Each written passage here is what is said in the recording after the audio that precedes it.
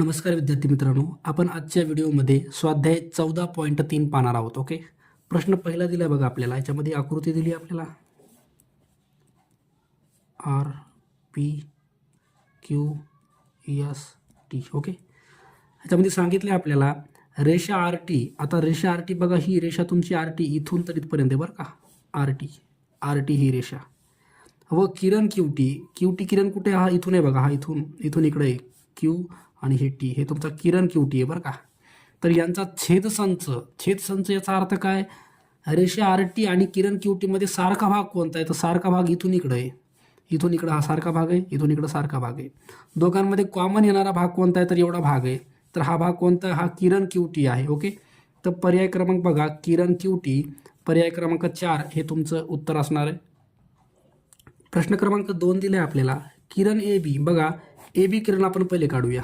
ए आणि बी कडं, हा AB किरण आहे बरं तुमचा, ए पासून बी कडं.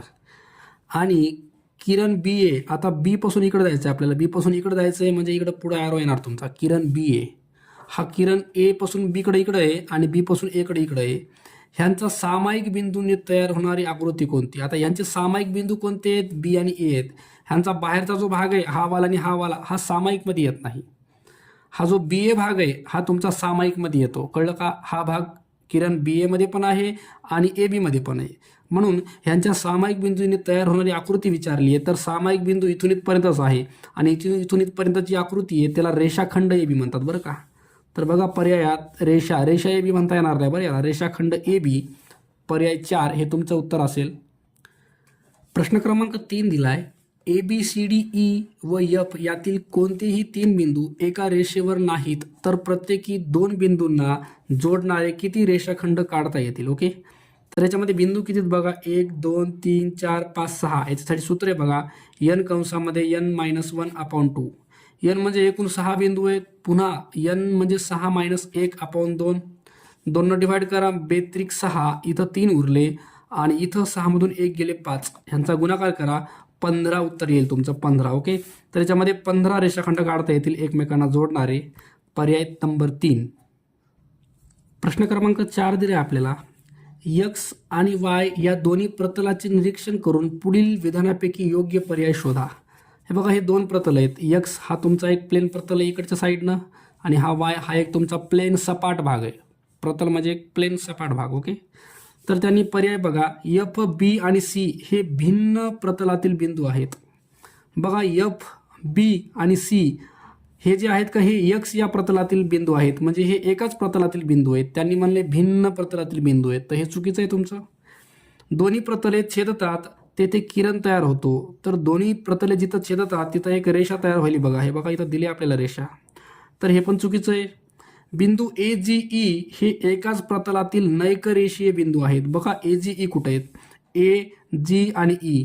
बघा, AGE जे आहेत ते एकाच प्रतलामध्ये आहेत, प्रतल Y मध्ये आहेत आणि ते नैकरेषीय म्हणजे एका रेषेमध्ये नाहीत. बघा, इथं A आहे, इथं G आहे, इथं E आहे, अशा प्रकारे नाही आहेत. हे तुमचे एकरेषीय झाले, ते नैकरेषीय आहेत म्हणजे ते एका रेषेत नाही आहेत. तर हे योग्य आहे बरं का. पर्याय तुम्हाला योग्य पर्याय विचारला आहे, तर पर्याय 3 हा तुमचा योग्य पर्याय आहे. ओके,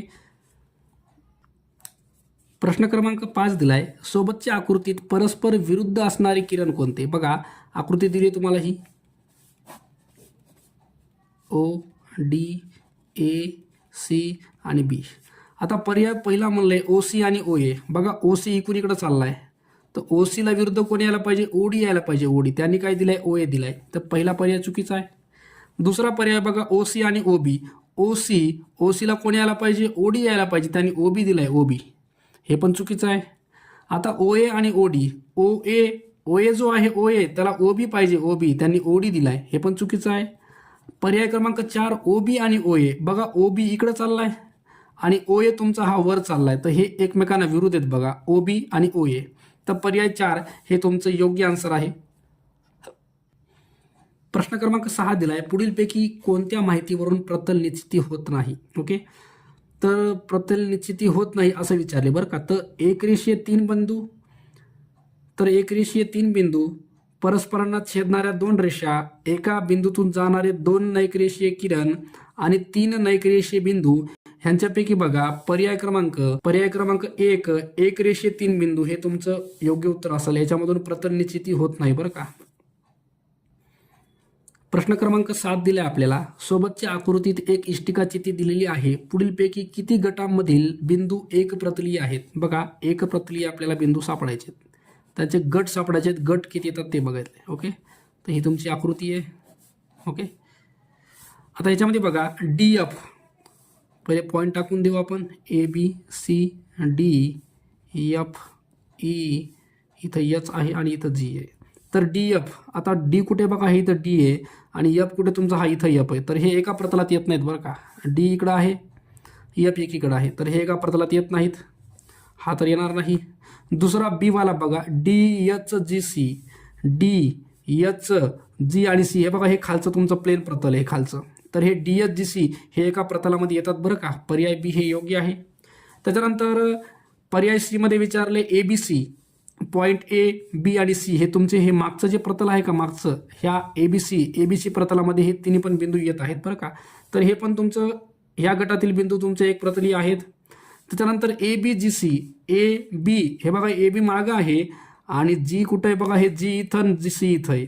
तर ABचं प्रतल वेगळं आहे मागचं आणि GC यांचं प्रतल इकडचं वेगळं आहे बरं का. तर हे एक प्रतलामध्ये येत नाहीत. त्याने विचारले किती गटामधील बिंदू एक प्रतलीय आहेत? तर हा एक गट आहे आणि हा एक गट आहे. तर 2 गटामधील बिंदू एक प्रतलीय आहेत. तर पर्याय क्रमांक 2 हे तुमचं उत्तर असणार आहे.